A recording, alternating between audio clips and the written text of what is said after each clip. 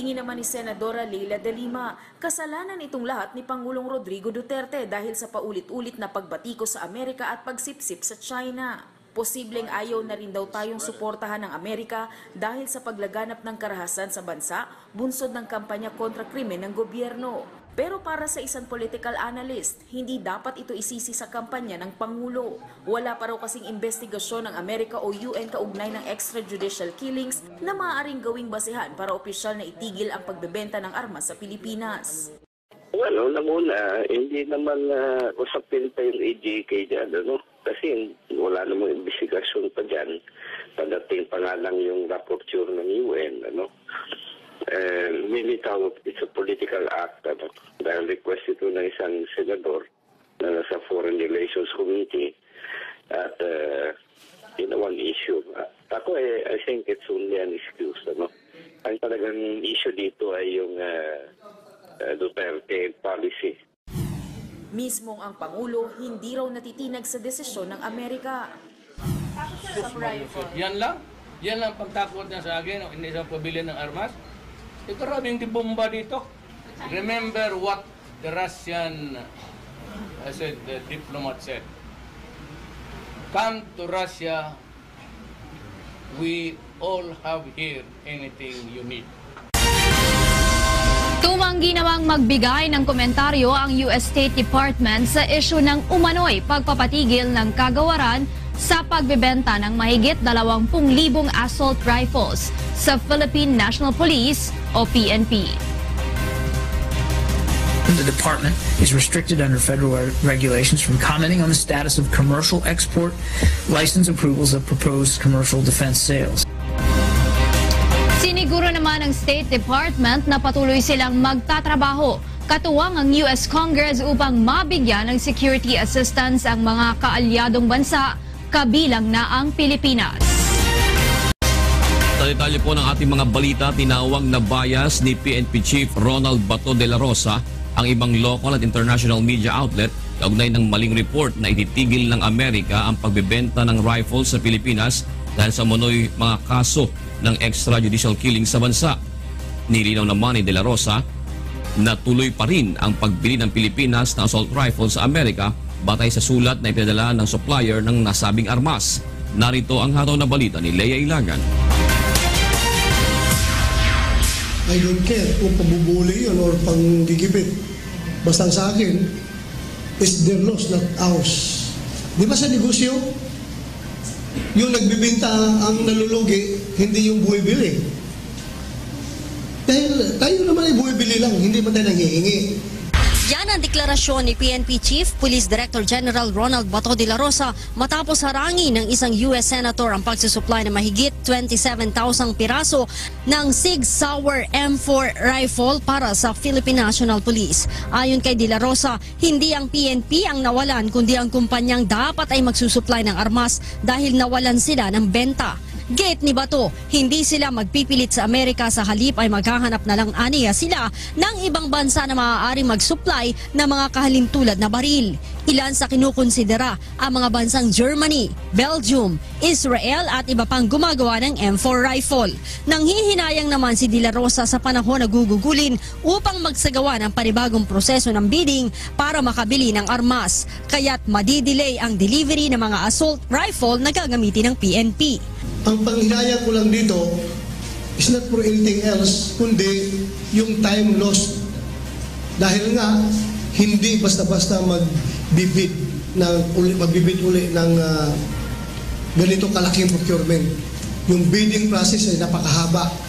Matatanda ang hinarang ni US Democratic Senator Ben Cardin ang arms sale dahil umano sa extrajudicial killing na nangyayari sa Pilipinas sa ilalim ng Administrasyong Duterte.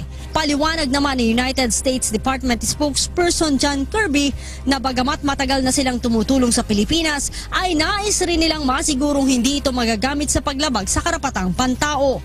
Our assistance programs are designed to address human rights concerns by expanding Philippine capacity to conduct effective, lawful investigations and professionalizing the criminal justice system so that it's more accountable, transparent, effective, and just.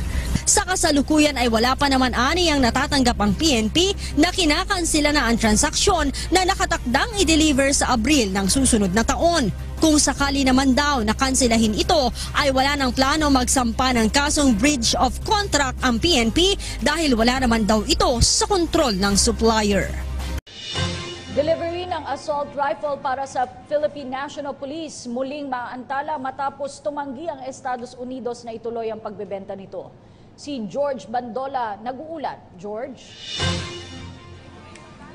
Ni PNP Chief General Ricardo De La Rosa na muling maaantala ang pagbili ng Philippine National Police ng 26,000 na assault rifle matapos na tumanggi ang Estados Unidos na i-deliver o tugunan ang kanilang naunang pakikipagkasunduan sa pamamagitan ng bidding sa Philippine National Police.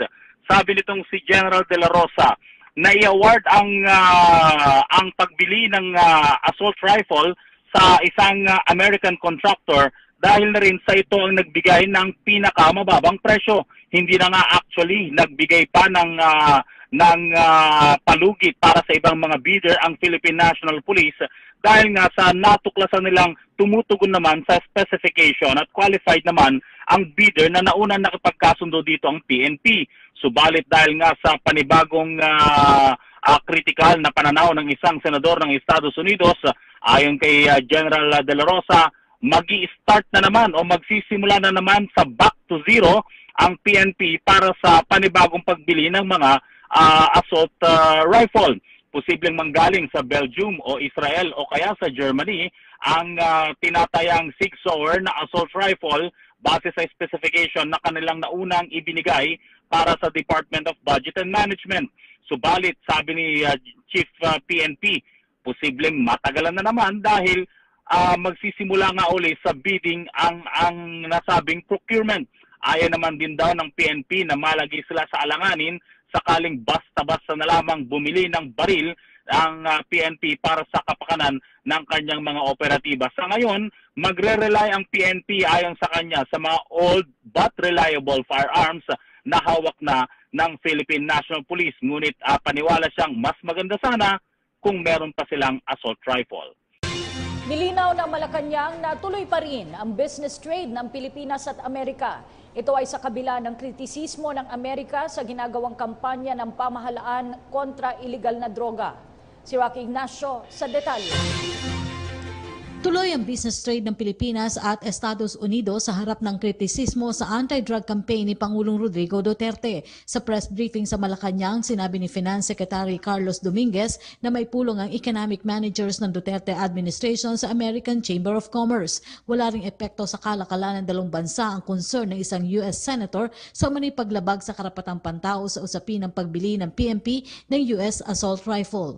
The next point I want to bring out is that there are many business transactions between the Philippines and the US, and actually these business transactions are really based on mutual benefit to each other, and I think they will continue if there is a mutual benefit. If the USA manufactures like for instance Texas Instruments, they have a big manufacturing facility in Baguio. I think they will continue manufacturing here if the Baguio facility is cost efficient. Now, if it's not cost efficient, well, that's something else. Bukod sa Amerika, bukas rin ang Pilipinas sa iba pang kasunduan pang-ekonomiya sa iba pang mga bansa katulad ng China. $1 bilyong ang napagtibay ng Pilipinas sa China kaugnay na katatapos sa pagbisita ni Pangulong Duterte. Tiniyak rin na walang magiging anomalya sa anumang kasunduan. President the chairman of the NEDA, and we have an investment coordinating committee there, and he has verbally agreed to designate that group to be the focal point of the management of our relationship with China. Once the president has actually signed an order to do that, the ICC will go to China and ask the Chinese government to designate a single focal point also in China so that the dealings can be government to government. And the ICC will ask the Chinese government to designate and accredit the companies that they believe can do the projects, to accredit them so that the Philippine side will know which companies to deal with in China. Paliwanag pa ni Dominguez, may sapat na mekanismo ang pamahalaan para makalikha ng kaaya-ayang kapaligiran para sa pamumuhunan. 3 adhikain niya ang nais ng Pangulo, ang paglaban sa kahirapan, pagiging masunurin ng mga Pilipino sa batas at pag-iral ng kapayapaan sa buong bansa. Hindi rin niya pinahihintulutan ng korupsyon at katiwalian. Ipinag-utos na rin ito ang lifestyle check sa mga kawani ng Bureau of Customs na may kahina-hinalang yaman. We have to be smart about catching corrupt people. You cannot always catch them like, playing cops and robbers. We have to catch them by going after checking their lifestyle, checking their bank accounts, checking how many cars they own, right?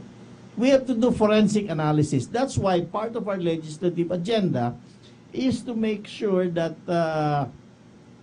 the laws or the privacy laws on bank accounts will allow the government to look into the bank accounts of people that have very strong evidence of corruption or tax evasion.